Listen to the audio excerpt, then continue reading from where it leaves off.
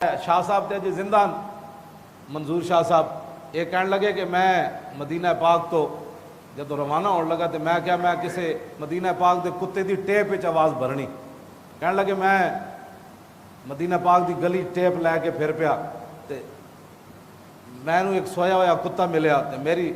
گڈی آئی تے او دے ہارن ماریا تے کتا جاگ پیا کہنے لگے میں جدوں دے ویکھیا نا تے کتا نس پیا تے کہنے لگے وہ مدینہ پاک دے گلی دے کتے نو میں کہا میں اتنا گناہگار ہاں کہ تو مینوں ویکھ کے نس پیا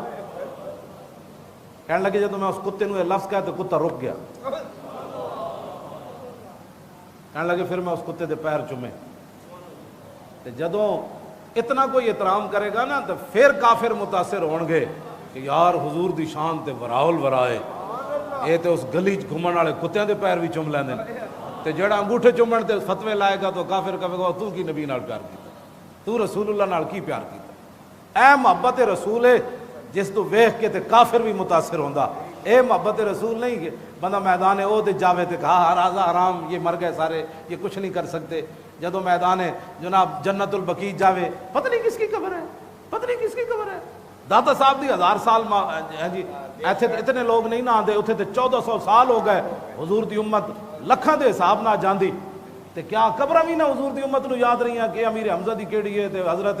جناب مصعب بن عمیر دی کیڑی ہے تے ام المومنین عائشہ صدیقہ دی کیڑی ہے تے سیدہ فاطمہ الزہرا دی کیڑی ہے تے امام زین العابدین دی کیڑی ہے تے امام حسن دی کیڑی ہے کہ امت نو یاد ہی کوئی نہیں رہی ہیں گلاں